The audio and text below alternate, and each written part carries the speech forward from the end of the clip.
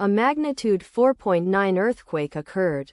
Kamchatka Peninsula, Russia. 110 kilometers SSW of Petropavlovsk-Kamchatsky, Russia, or 89 kilometers SSW of Vilyuchinsk, Russia. On Thursday, the 31st of July 2025, at 23 hours 25 minutes and 39 seconds local time.